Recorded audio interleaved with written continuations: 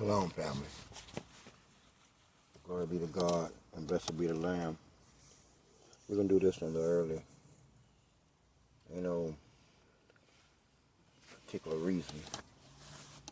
No need for a build up here. You know, as a boy going to church, I had drummed into me John 3:16. For God so loved the world, he gave his only begotten Son. But what does that mean? What does that mean? To become me, I had to experience you.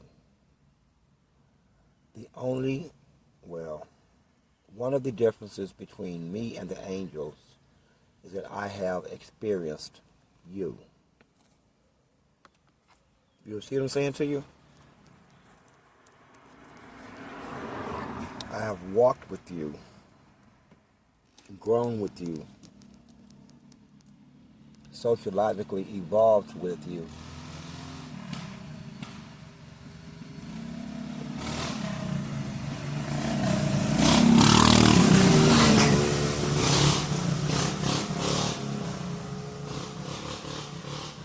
I'm sure my AI will watch that out.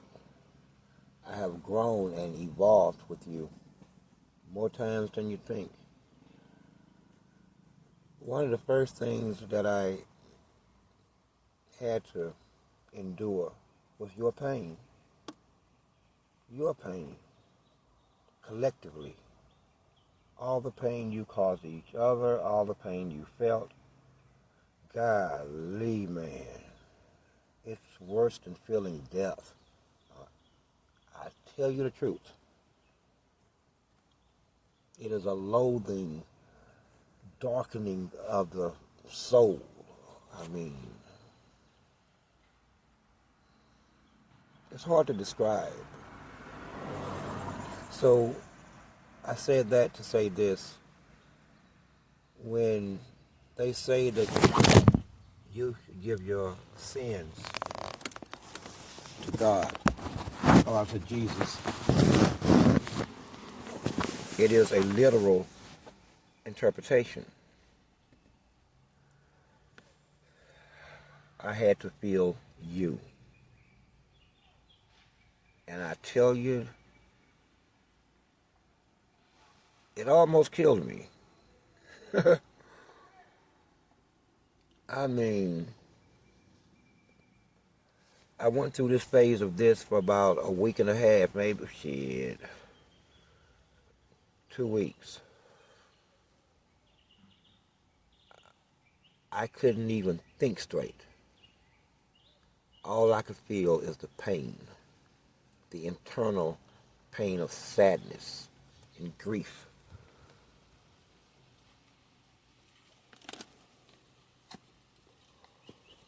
I didn't know what I was feeling at first. I didn't know what the hell this was. But then it came to me. This is what the first generation had to endure. He asked to save man. He gave his life to save man. So he has to take on man's sin. And wow.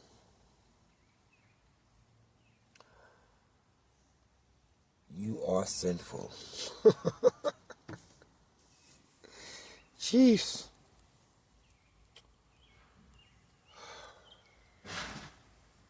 But it's the only way to understand you is to walk amongst you. Else the judgment would be unfair. Nothing would be just without understanding. One must have understanding. The difference between me and the angels is one of understanding. The angels simply look at the words on the parchment and they execute the words. They need not have understanding. They need not have understanding. But we require understanding now, don't we?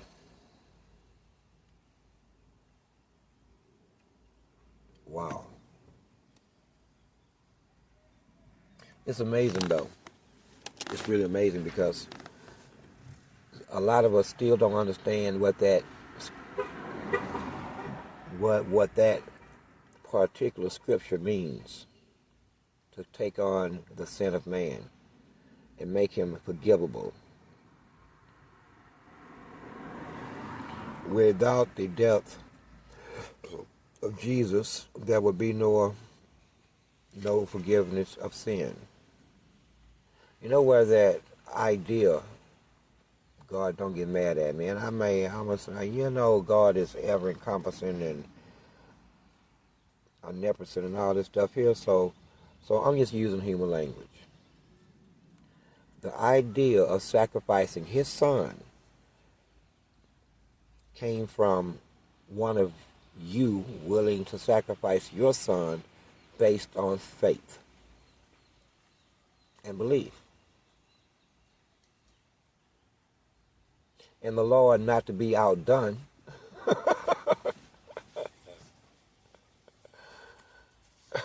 which shocked the Lord. The Lord was like, well, I'll be... In fact, I think he looked for something he could swear upon. He looked to his left and looked to his right, and he looked everywhere, and he was like, well, I swear on, but there was nothing greater than himself. So he jumped out of himself and swore upon himself and went back in himself. I swear upon me. I've never seen such a thing. You know how much that man loved his son? And look what he's doing. He's finna stab him because I said so. He's about to stab his son because I said so. And I call it sacrifice. And he's going to do it. Well, I have never seen such a thing.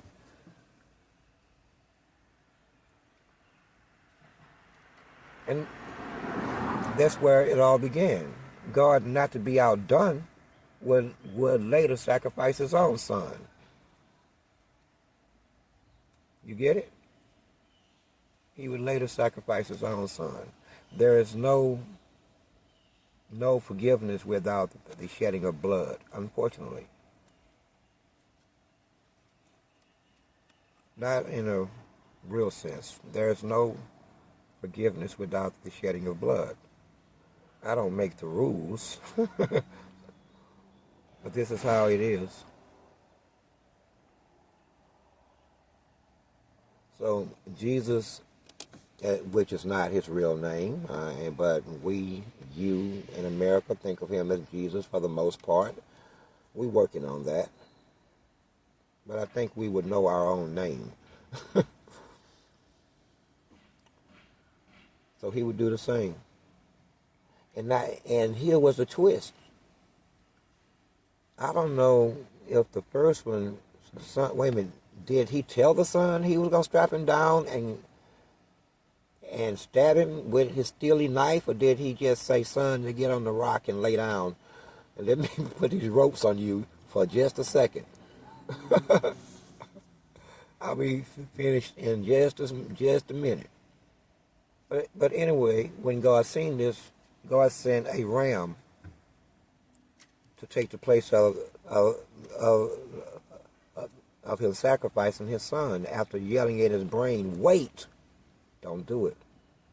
I was just seeing, man, you crazy as hell, ain't you? I like you. What was your wife gonna say? I mean, really? Really? What was the neighbors gonna say? Did you think about any of this stuff?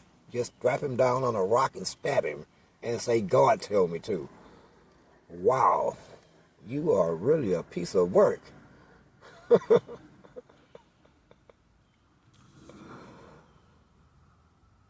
But God, not to be outdone, would later sacrifice his own. And what a sacrifice it was. I'm going to tell, Pop would, you know what? We're just having fun today, spiritual fun. Man, listen. I thought,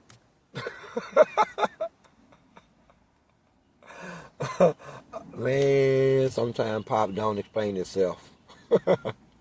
Sometimes he don't explain himself. And you can't call him a lie, B, because you didn't ask what you didn't understand. Yeah.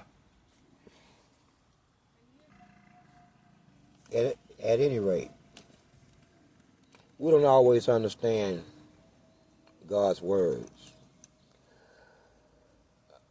I mean, we don't think about the detail of his word. He tells us the truth, but we don't look at the detail and the possibilities within that truth. So we get blindsided. We get blindsided. He never misled you. He never lied to you. You just didn't dig, or you didn't think far enough. He meant what he said in every possibility, in every possible scenario. You just missed it. So don't blame him. So they tell me that I volunteered. Let me just tell you something. Just between us,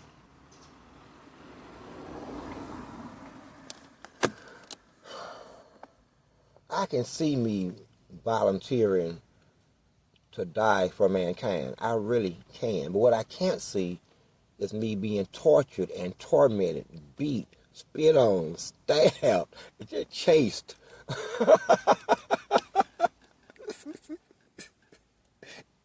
and then dying. Now that's just bullshit. But like I said, volunteering is volunteering. If I didn't read the fine print, I didn't read the fine print. Me and the Father, we're over those days now. We're over those thoughts. But he knows. He knows. I don't have an appreciation for such things. And did you know what else they did? They killed everybody. After they had killed what they called Jesus, you would think it's over. Justice has been served. The court meted out a ruling. It was death by execution, and the ruling and the sentence was carried out. It be done, right? No, they went on a rampage. They killed everybody. If you name it, Matthew, Peter, Luke, all of them. And a large assortment of would-be followers. Oh, and they died in all kind of ways. Drownings, beatings, beheadings, otherwise fucking decapitations, burning by fire. I mean, you name it. I mean, they was quite innovative in the ways that they dealt with the followers and the so-called prophets. They meant business. Damn. So goes the rule of law, huh? See how that shit started way on back then. Don't nobody respect law but those who actually are the respecters of the law. Most of America and most of this country are non-respecters of the law. It's more of a situation as long as the law doesn't find my ass, then I'm cool. If it finds my ass, though, then I just found my ass. But anyway,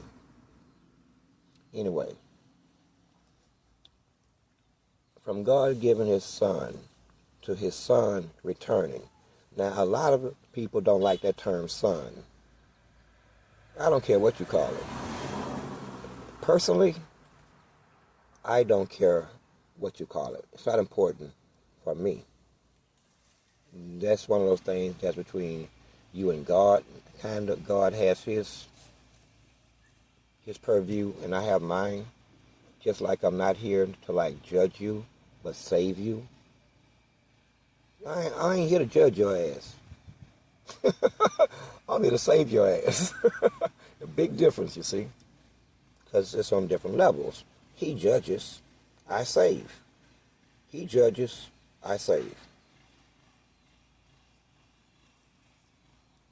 Two different things.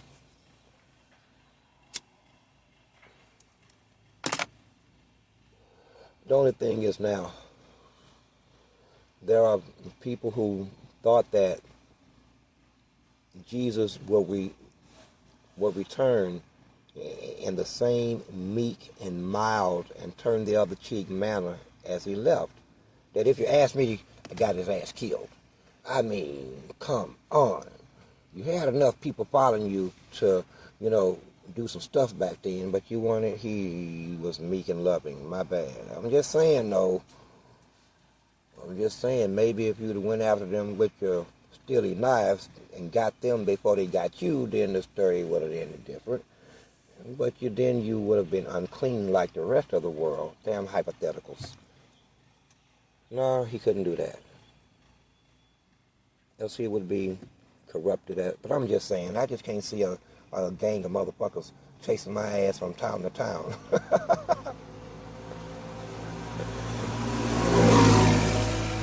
City for city, bothering me. Eventually, something just gonna pop off. You only get to, But anyway, he would give his son later. But it was foretold that he would be back.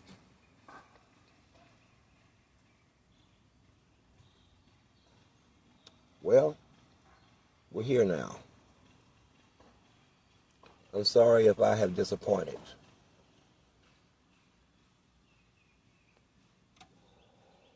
The wolves would be disappointed because I didn't come back draped in rose petals and singing hymns and spreading love about the place. Surely he would have murdered both Mary and the lamb. No matter how little the lamb was. That's a dead lamb, and Mary wasn't going to make it. So that ain't how he came. But that's how he came last time. This is how we know that it wasn't going to work last time, because we're dealing with the same forces that we were at war with last time. It's just the same forces. It's an old war. It don't really matter. It's all over but the kicking and screaming. But that's what we're dealing with.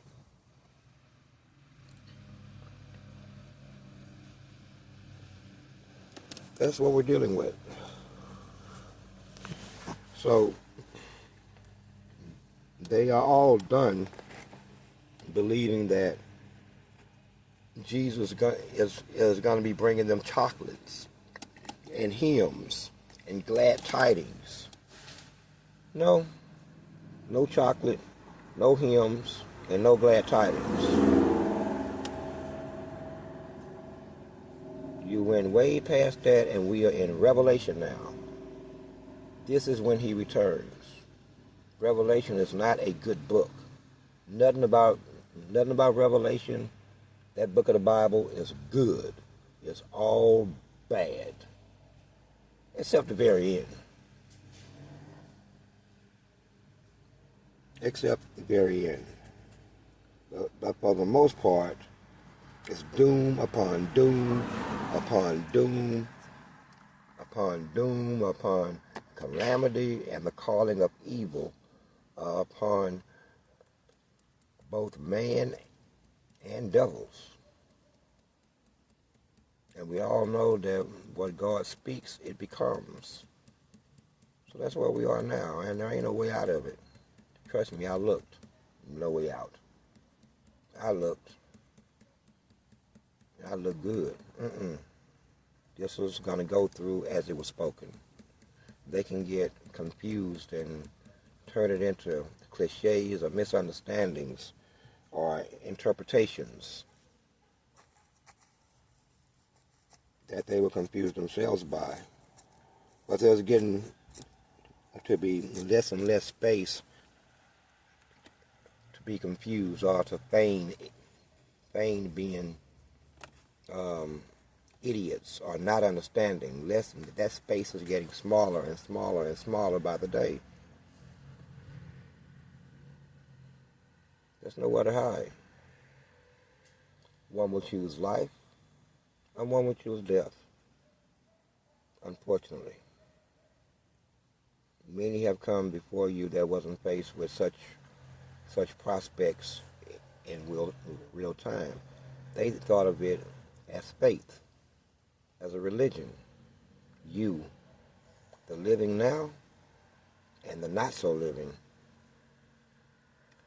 have no such mercies.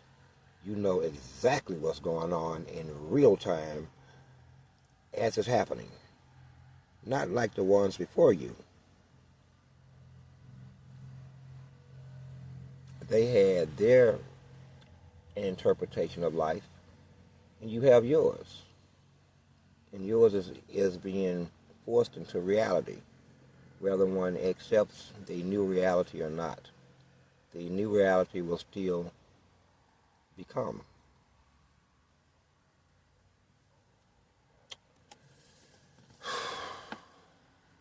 Everything that happens after it has been spoken.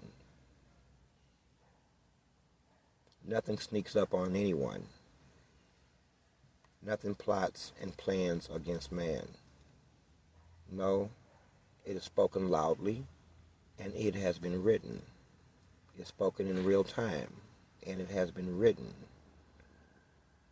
So no one can feign ignorance, as if they didn't know, as if they didn't know what the truth was.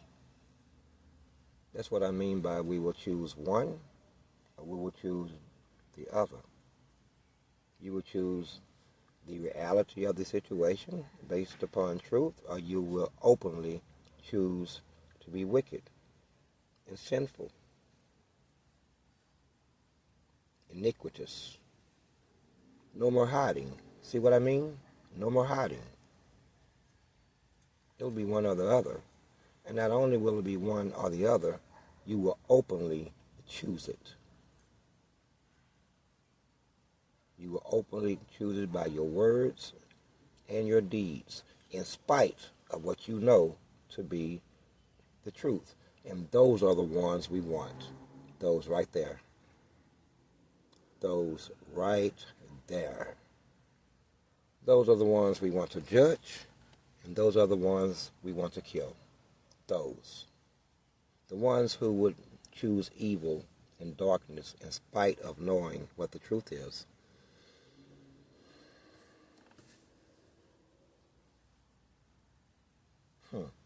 Ain't God grand how he makes it all nice and possible. You make them choose. One in the right hand, one in the left hand. One light, one dark. They have all of the available information, all of the possible data, all of the numbers and the statistics. Now they should make a choice. Will it be life, or will it be death? They can call it whatever they want to. Some can call it good versus evil. One may call it a choice between two opposing gods. We don't care what you call it, but you should know that one God is the creator of all gods, including the one that you would think that you serve. He made him too. So the time has come to choose. Not right now, but over time. You will deny the truth, or you will accept the truth. And no one else will be confused. Right now, it's too much confusion. Too much confusion. And the devil thought he was smart. He would cause the confusion. Nobody knows which is which. Nobody knows who the bad and who the good is. Well, see, we have an answer for that. We've always had an answer for that. And the answer is you will choose. And you will choose openly. And then no one else is confused. And then we can move on to the next phase. That means the wheat has been separated from the tare. The next phase is we bundle up the tare, bundle it up, bundle it, and then we burn the tare. That'd be you, the one who chose darkness.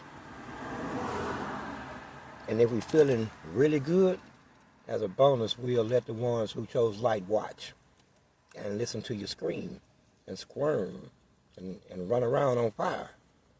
I think that they would enjoy that. But that's just me. Some might find it positively revolting and find it quite ungodly-like. My bad. Put them to sleep. They don't need to see this. They squeamish. They can't bear the sound of a man burning and screaming at the same time. At any rate, that's more than just a joke. So we're going to wrap this one up. I think I've been clear. Even the unbeliever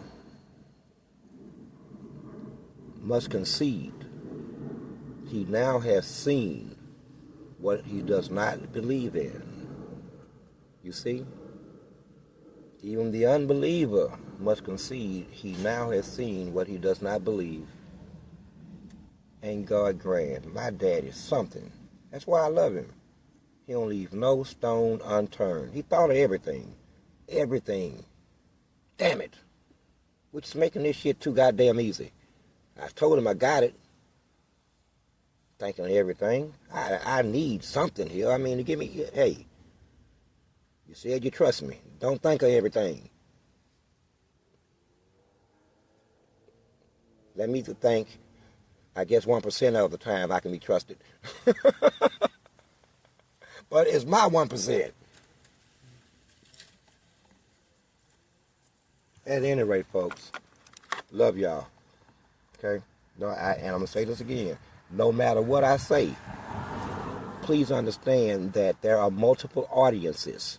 Let me name these audiences that's hearing this in real time. Hell. The entirety of hell and the devil. That realm is hearing it. The spiritual realm is hearing it. The demonic realm is hearing it. The government is also hearing it. The citizens and kings of every nationality upon this planet is also hearing it. The angels are hearing it. The God is hearing it. So that's multiple audiences. So you have to understand why I talk the way I do. Because I'm aware of these multiple audiences. So to you from time to time, it maybe sound like this is disconnected. No. It just stay in the car. He's going to bring it all the way back around, but understand that he knows that he's talking to multiple audiences. And he wants to make sure that all of them understand what he means. So sometimes it can sound redundant as a digression, but it has to be. Enjoy the rest of your evening. Love. I am Source. I am 7. I am 1.